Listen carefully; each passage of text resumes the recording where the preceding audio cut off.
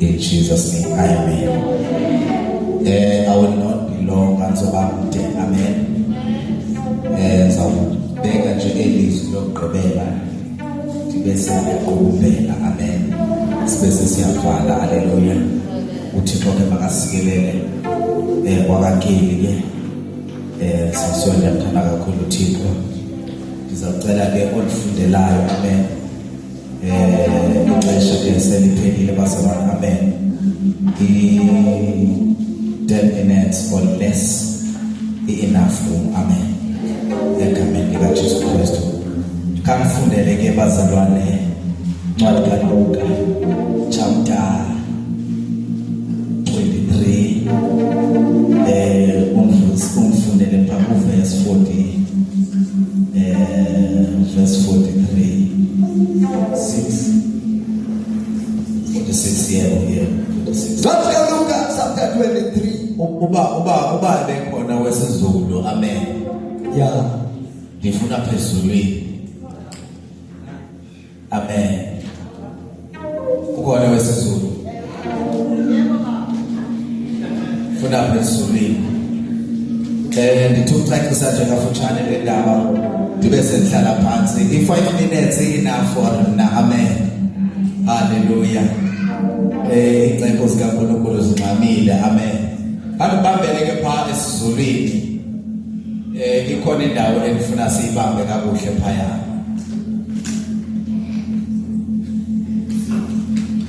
Sizofunda kwincwadi kaLuka chapter 23 verse 46. Yebo. uJesu wamemeza ngezwi elikhulu wathi, Baba, ezandleni zakho ngiyawubeka umoya wami. Esesilo lokho wafa. Hallelujah. Kunene ngithandayo apha. Ithe ezandleni zakho ndiyawubeka umoya wami. Hallelujah. Andazi noba ndiva ndedwa le ndawo. Ukhona ukubeka into yaziyo, into uzawuphinde uzoyithatha. Hallelujah. Hallelujah. Maniqale ngohlobo ndibe sesengikho kumbela ndivala. Ndihlutshwa indaba kaGenesis chapter 1 or chapter 2. Apho umuntu ebebekwe ekedeni wanikezwa ubukhosi, wambathiswa amandla, wanikeza isikhiya. uThixo wathi Adam cultivate nayi edede unike yona. Ulapho abazalana indaba eqale khona ekulahlekeni komuntu. Walahleka ingubo, walahleka igunya, walahleka ubukhosi, kwangena isono emzimbeni okanye kwangena isono egazini. Ngoba bekunesikhathi uNkulunkulu ebekade ngexesha u-Adam no-Eva besesenkazimulweni, afika uNkulunkulu ngesikhathi sakhe ezowabuka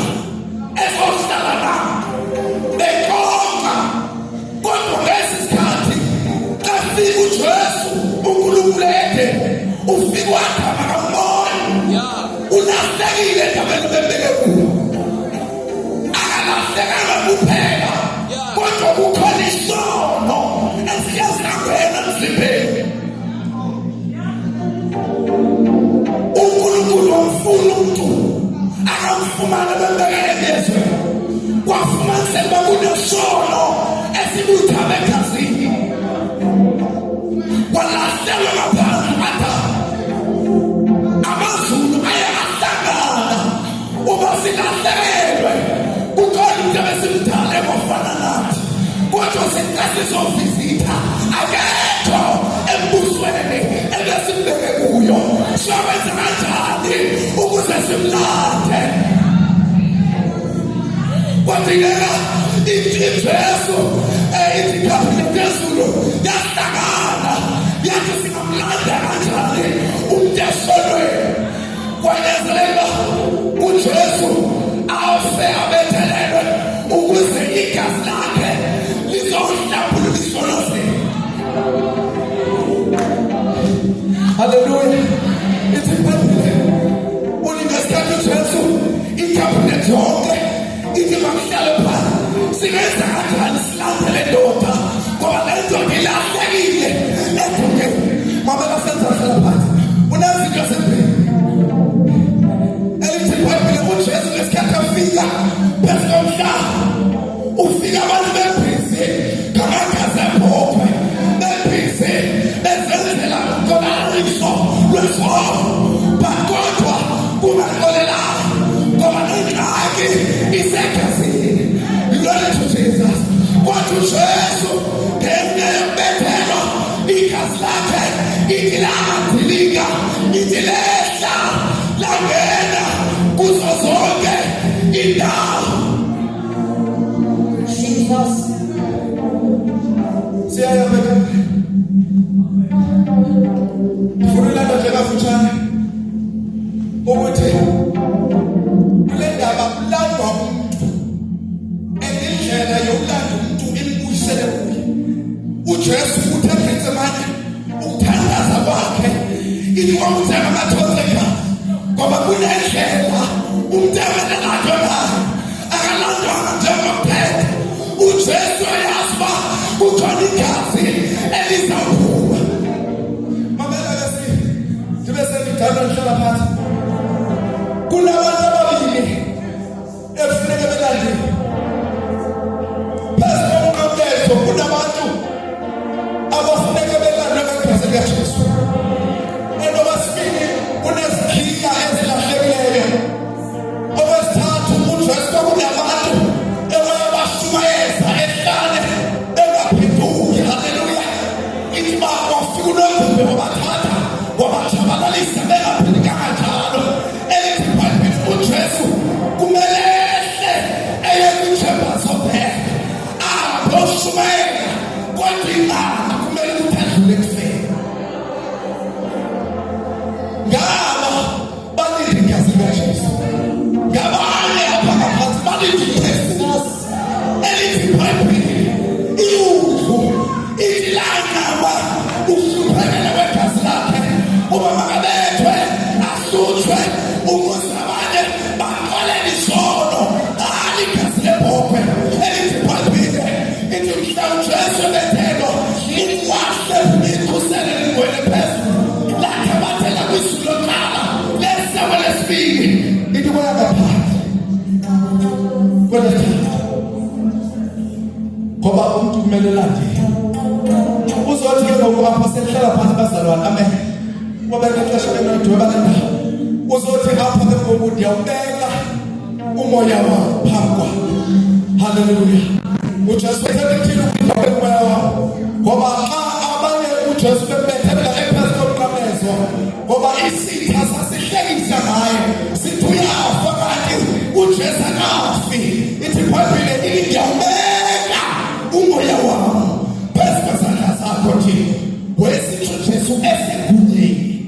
Zange babe namandla okumbulala kodwa uJesu inkosi yathatha ukuphila kwakhe yathi umoya yobeka ezandleni zakho.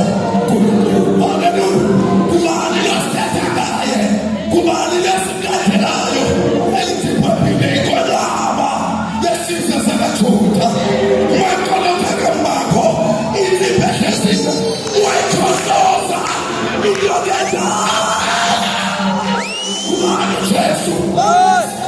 ithi phambilele kubantu aseyisa ubayena engakuthi ngoba wasiyabe sodwa siyaba nendoda enamandla indoda omlilo kuJesu Inkosi.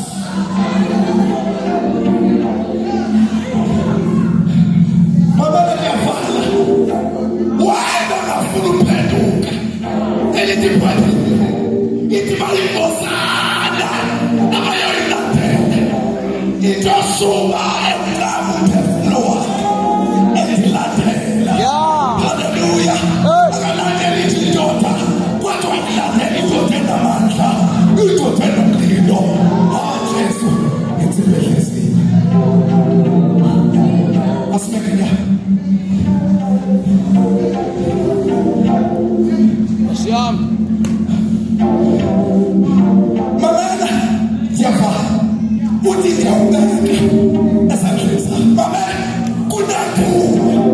kunendawo kumele ukuthi thina sikholwayo singathandazi kuso singathandazi phambi kwesitha kodwa ngedunya ithi Mamela sinike somandla edunya ngoba silandela indoda enomlilo silandela indoda enamandla uJesu ngoba inkosi engasifundo ithi amehlo akhe njengomlilo ephandle lakhe ethi uyikholite inyawo zakhe ethi kuluphethu ithi amehlo akhe itakazula ithi inwele zakhe zimhlophe njengekhepho indoda enomfadedwa kuJesu Inkosi.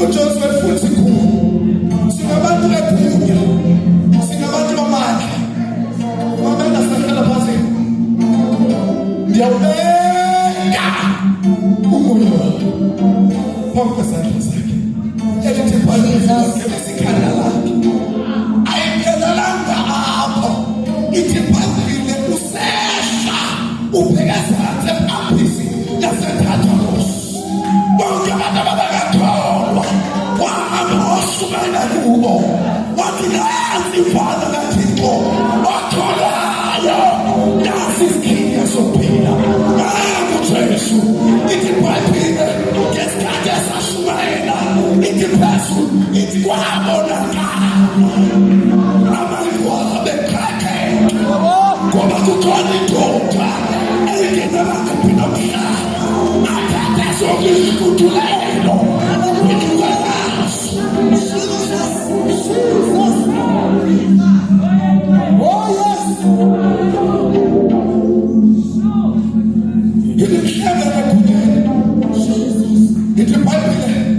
washuthi izikhuthulelo zonke ezazikhile ithi ababekholwa ithi bakhulukanayo ithi abantu abakhatheka fulele ngoba emthuleni kungena indoda enamandla indoda enomlilo masilandela yona silandela impilo yabeka umoya wami esandleni sakho